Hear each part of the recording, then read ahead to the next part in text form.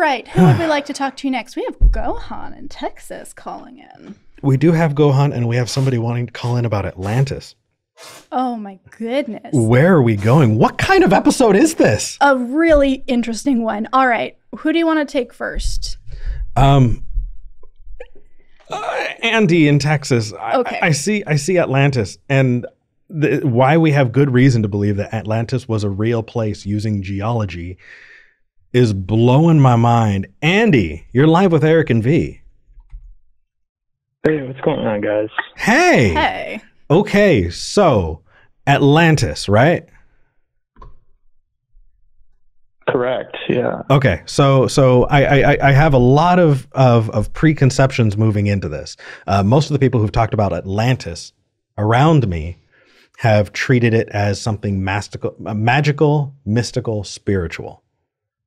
Mm-hmm. Are you bringing in magical, mystical, spiritual stuff along with your belief in Atlantis? I am not. I am not bringing in the crystals and the magic and all that. I'm just focusing specifically on the place itself. Okay. Is this possible evidence that a city sunk into the sea? This is evidence that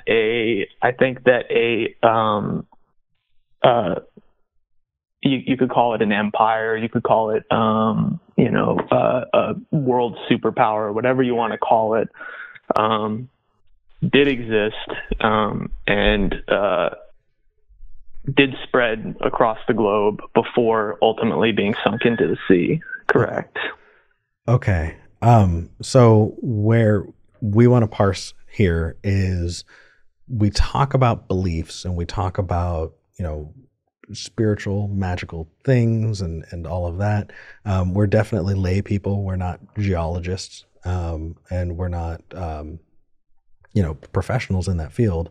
And so what we really kind of interact with is those philosophical components. And so how can we connect here? Well, I just think it's the reason let me just kind of let you know why I thought it was a good topic to bring you guys. I just think that specifically this is when you say Atlantis, right? I think the view of most people, the mainstream, is just going to be like, well, we're immediately associating that with fiction. I think you get that with a lot of historical, claims too. Like, this is clearly something that is made up. It's an incredibly underrated movie, is what it is. That is true. That is actually true. Okay, that might be the only thing we agree on in this call, but I'm glad we agree on that. So here's kind of where I'm at. If a city sinks into the sea, I really don't care. Lots of shit has happened. But there's a mythos there that if you were to point to a city that sunk into the sea, people would point back to that and go, that is proof of the mythos. In the same way that somebody could, at some point, thousands of years in the future, pull up a buried copy of Spider-Man and be like, was Spider-Man real? And, well, Spider-Man's in New York. We found the ruins of New York. Therefore, Spider-Man existed as well. Right? There's a mythos that's kind of baked in there, specifically with Atlantis. And so is there, let's say we just granted that we found ruins in the sea. Would that prop up any of that mythology for you? Mythology of that they were a great seafaring civilization with technological capabilities, or like the crystal mythology? Frankly, that is an interesting. The level of technological capabilities that are posited, while definitely more plausible than magic crystals, does tend to get very, similar reactions from me. So it's one thing to say, hey, there was a civilization that had big ships and went all the places and then they disappeared and their city sunk. Mm-hmm. It's another thing to say they invented batteries, or they could tell what level of technological advancement are we talking about here? Is it like Roman aqueducts? Because Roman aqueducts were a pretty big freaking deal at the time. Like that? Well, so the time period that I would be talking about, I don't think Roman aqueducts would actually be something that you could point to. But in terms of like technological, when I say like technological advancement, I mean being able to do things that, that for us, looking back on history, we wouldn't place on individuals in that time period. Like how, I'm talking about being able to, move 70-ton stones to create, giant structures. The Egyptians did that. Yeah, there are quite a few. Sorry?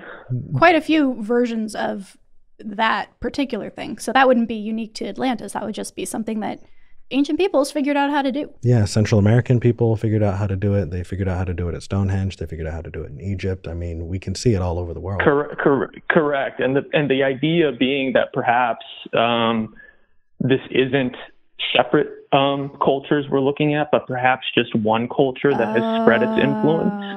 Got it. Okay, so no, not that. Joking, mostly. It can really piss people off, though, the idea that their culture was not smart enough to figure out that. Right. I do want to. I do want to clarify why we said that.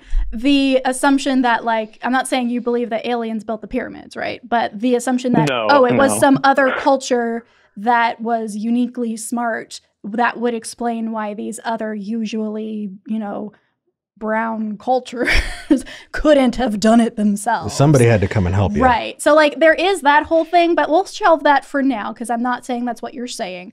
I want to know why you think that it's all one culture. Like you're saying you're using geology to figure this out. How are you doing that?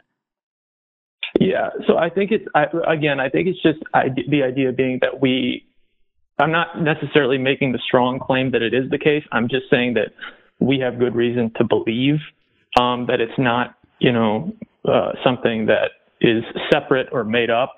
The idea being that, we know, just based on Atlantis, we know that there's a fixed date to it when this supposedly happened, when the civilization was quote unquote ruined. Okay. Right.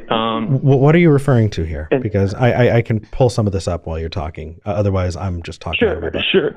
So obviously the story comes from Plato, right? Plato is the one that we get the story from, through two of his dialogues. We know there's a fixed date that's given in one of them, and it's 9,000 years before the time of Solon. That's when Plato says that Atlantis was submerged beneath the waves, that the civilization died. We know who Solon was. Solon was a Greek lawmaker. He's actually an ancestor of Plato. He existed about 200 years before him, around 600 BC. So we know, just doing math, Plato says this occurred 9,000 years before the time of Solon.